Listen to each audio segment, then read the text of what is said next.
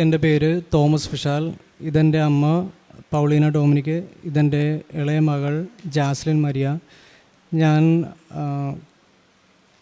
കൊച്ചി രൂപത Kattiparambu saint Francis Assisi ഇടവകയിൽ നിന്നാണ് വരുന്നത്. ആദ്യം എനിക്ക് തന്ന നന്മകൾക്കായി ബോധജ്ഞാനത്തിൻ്റെ സിംഹാസനമായ പരിസമ്മയ്ക്ക് തിരുക്കുമാരനും 1000 നന്ദി പറയുന്നു. ഞാനിന്നിവിടെ നിൽക്കുന്നത് എൻ്റെ കരിയറിലുണ്ടായ ഒരു ഷിഫ്റ്റും എൻ്റെ ജീവിതത്തിലുണ്ടായിരുന്ന ഒരു വലിയ തകർച്ചയുടെയും ഭാഗമായിട്ട്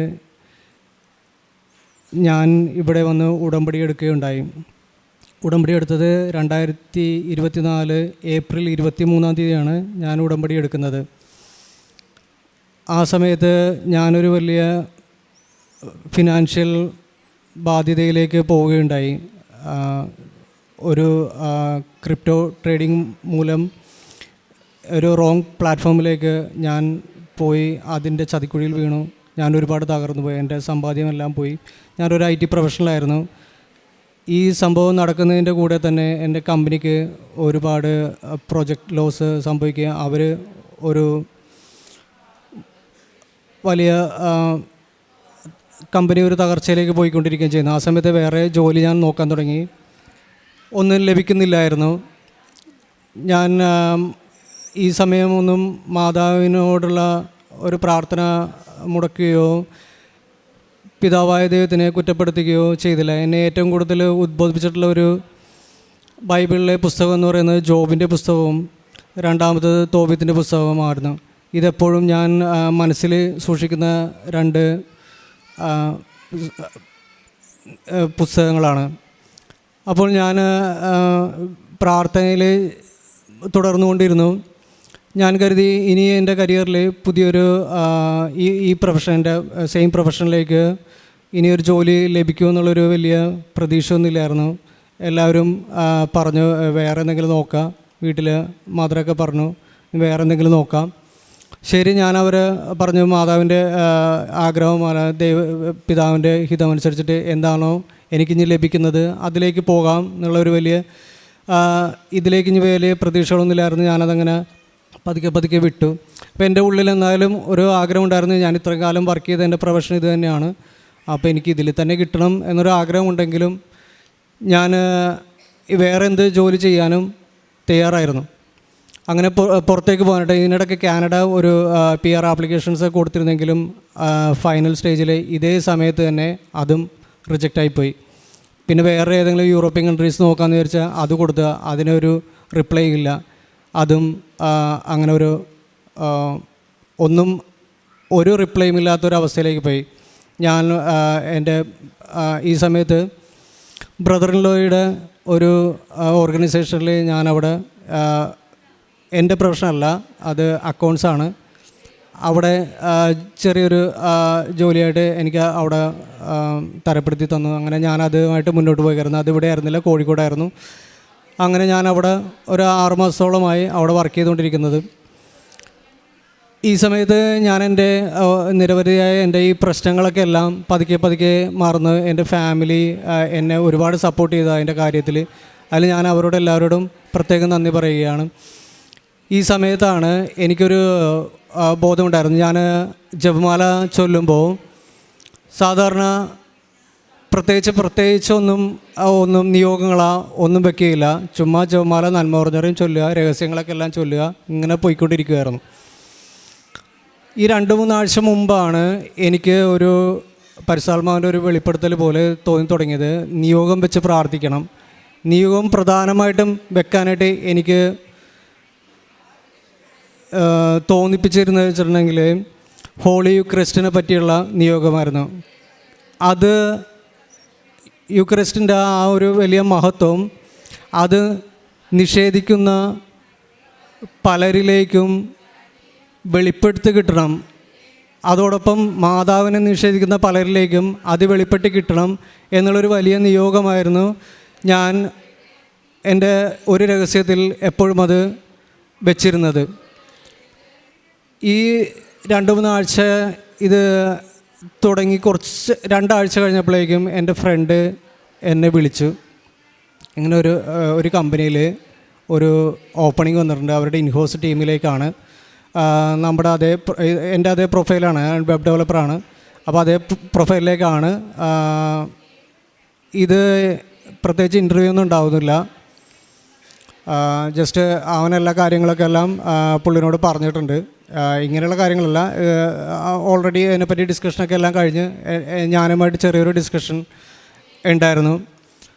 ഇത് എനിക്ക് ഈ ജോബ് കൺഫർമേഷൻ വരുന്നത് ഞാൻ ഉടമ്പടി എടുത്ത 23 എന്ന് പറയുന്ന ആ തീയതിയിൽ തന്നെയാണ് എനിക്ക് ഈ മാസം ഈ ഒരു കൺഫർമേഷനിലേക്ക് എനിക്ക് വരുന്നത്. അപ്പോൾ നാളെ എനിക്ക് ആ ജോലിയിലേക്ക് ഞാൻ കയറാനായിട്ട് എനിക്ക് അതിൻ്റെ ക്രെഡൻഷ്യൽസ് എല്ലാം അവർ അയച്ചു തരികയും ചെയ്തിരിക്കുന്നു. അപ്പോൾ എനിക്ക് ആകപ്പാടെ ഈ മാതാവിൽ നിന്നും എനിക്ക് കിട്ടിയിരിക്കുന്ന ഏക അടയാളം എന്ന് പറയുന്നത് ഈ ഒരു ഡേറ്റ് മാത്രമാണ്. 23 എന്ന് പറയുന്ന ഒരു ഡേറ്റ് മാത്രമാണ് എനിക്ക് കിട്ടിയിരിക്കുന്ന ഒരു അടയാളം. ഈ കാലഘട്ടത്തിന് ഈ ഉടമ്പടി എടുത്ത് ഇത്രയും നാൾ വരെ എനിക്ക് പ്രത്യേകിച്ച് വേറെ അടയാളങ്ങളോ ഒന്നും ഉണ്ടായില്ല. ഞാൻ ആകെ പ്രാർത്ഥിച്ചിരുന്നത് പിതാവിൻ്റെ ഹിതം എന്താണോ അതനുസരിച്ചിട്ട് എനിക്ക് തന്നാൽ മതി. എനിക്ക് ഇന്നത് വേണമെന്നൊന്നുമില്ല, ഇന്ന ഡേറ്റിന് കിട്ടണമെന്നുമില്ല. ഒരു ഡേറ്റോ പറഞ്ഞിട്ടില്ല, ഇന്ന സംഭവം ഇന്ന ഇത് തന്നെ എനിക്ക് വേണമെന്നില്ല. നിനക്ക് എന്താണോ ഇഷ്ടം, നിനക്ക് എന്താണോ എന്നെക്കൊണ്ട് ആഗ്രഹിക്കുന്നത് അതെല്ലാം നിൻ്റെ ഹിതം പോലെ അത് ചെയ്തോട്ടെ എന്ന് മാത്രമേ ഞാൻ പ്രാർത്ഥിച്ച് മുന്നോട്ട് പോയിരുന്നിട്ടുള്ളൂ. ഈ 2 വലിയ സാക്ഷ്യങ്ങളാണ് എൻ്റെ ജീവിതത്തിൽ എനിക്ക് ഇപ്പോൾ പറയാനായിട്ടുണ്ടായിരുന്നത്. കൂടാതെ എൻ്റെ മോൾക്ക് പണ്ട് ഞാനൊരു സാക്ഷ്യം പറഞ്ഞിട്ടുണ്ട്. ഞാൻ 2018 ഞാനിവിടെ ഉടമ്പടി എടുത്തിട്ടുള്ളതാണ്. അന്ന് ഒരു ജോലി പ്രശ്നങ്ങളൊക്കെ ആയിരുന്നു. അതിനുശേഷം പതുക്കെ ഉടമ്പടിയിൽ നിന്ന് ഒന്ന് തെന്നി മാറി, കുറച്ച് അഹങ്കാരം കൂടി. അതിൻ്റെ ഫലമായിട്ടാണ് എനിക്ക് ഇങ്ങനെയുള്ള ചില പ്രശ്നങ്ങളൊക്കെ ഉണ്ടായത് എന്ന് ഞാൻ വിശ്വസിക്കുന്നു. ആ സമയത്ത് എൻ്റെ മോൾക്ക് ഒരു ചെറിയ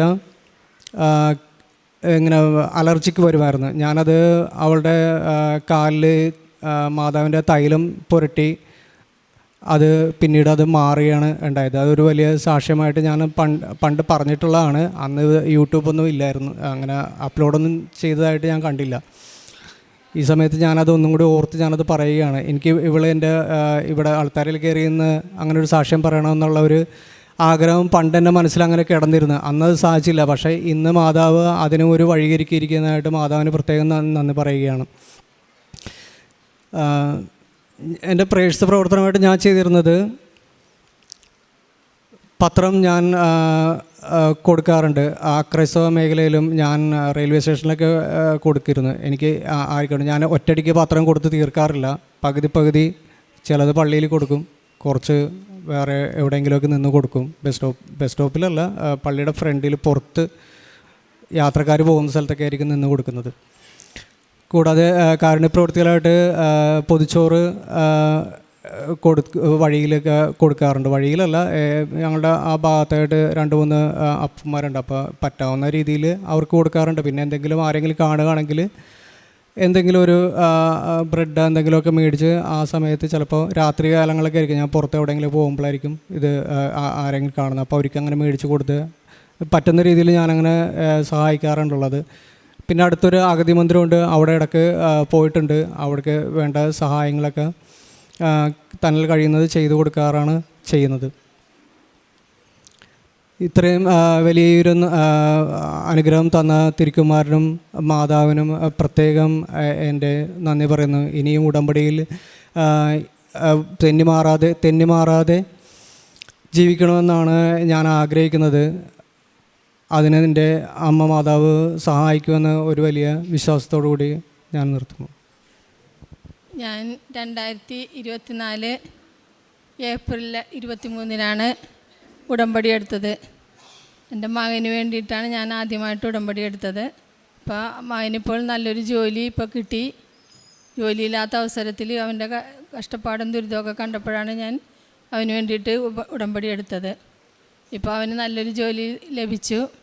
അതിന് അത്രയും വലിയ അനുഗ്രഹം തന്ന് ഞങ്ങളുടെ കുടുംബത്തെ അനുഗ്രഹിച്ച അമ്മയ്ക്കും ഈശോയ്ക്കും നന്ദി പറയുന്നു.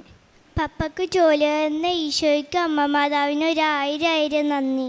തോബിത്തിൻ്റെ പുസ്തകം 5-ാം അധ്യായം 16-ാം തിരുവചനം. ഇവനോടുകൂടെ പൊയ്ക്കൊള്ളുക. ഉന്നതത്തിൽ വസിക്കുന്ന ദൈവം നിൻ്റെ മാർഗം ശുഭമാക്കും. അവിടുത്തെ ദൂതൻ നിന്നെ കാത്തുകൊള്ളും. തോമസ് വിശാലിൻ്റെ വളരെ ശക്തമായ പ്രത്യക്ഷീകരണ സാക്ഷ്യമാണ് നാം കേട്ടത്. തോമസ് വിശാലിനോട് നമ്മളോട് പറയാനുള്ള ഒരു വലിയ സന്ദേശം ഇതാണ്: ഉടമ്പടി ഉഴപ്പരുത് എന്നാണ് അദ്ദേഹം നമ്മോട് ഓർമ്മിപ്പിക്കുന്നത്.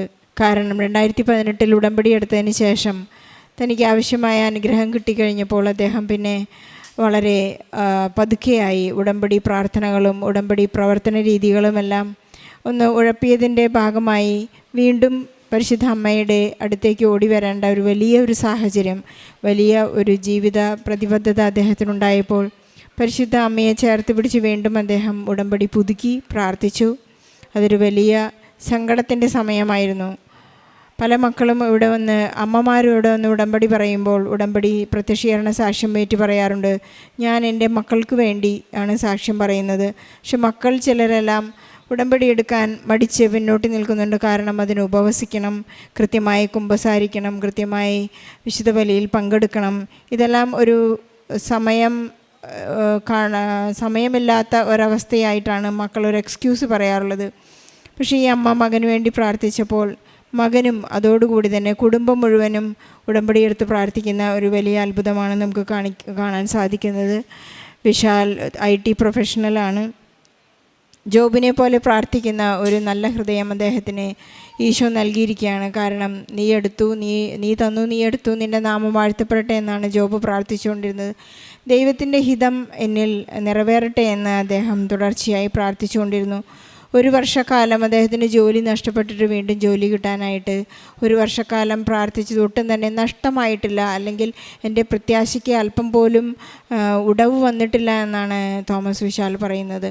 കാരണം ജപമാല ചൊല്ലിക്കൊണ്ട് ജപമാലയിൽ എന്തെല്ലാം സമർപ്പിക്കണം, ജപമാലയുടെ ദിവ്യരഹസ്യങ്ങളെല്ലാം കൃത്യമായി പഠിക്കുവാനും മനസ്സിലാക്കുവാനും വിശുദ്ധ കുർബാനയുടെ വളരെ വലിയ ഇമ്പോർട്ടൻസ് മനസ്സിലാക്കുവാനും അദ്ദേഹത്തിന് സാധിച്ചു എന്നുള്ള ഒരു വലിയ അത്ഭുതം, ബോധജ്ഞാനത്തിൻ്റെ സിംഹാസനമായ പരിശുദ്ധ അമ്മ നൽകിയ വലിയ ഒരു വിവേകവും അറിവുമാണ് വിശുദ്ധ കുർബാനയുടെ പ്രത്യേകതകളെക്കുറിച്ചും അതിനെ നിരാകരിക്കുന്ന ബ്ലാക്ക് മാസ് പോലെയുള്ള ഒരുപാട് വേദനിപ്പിക്കുന്ന അനുഭവങ്ങളുള്ള എല്ലാ വ്യക്തികളെയും സംഭവങ്ങളെയും സമർപ്പിച്ച് പ്രാർത്ഥിക്കുവാനുള്ള വലിയൊരു അനുഗ്രഹമാണ് തോമസ് വിശാലിന് നൽകിയിരിക്കുന്നത്.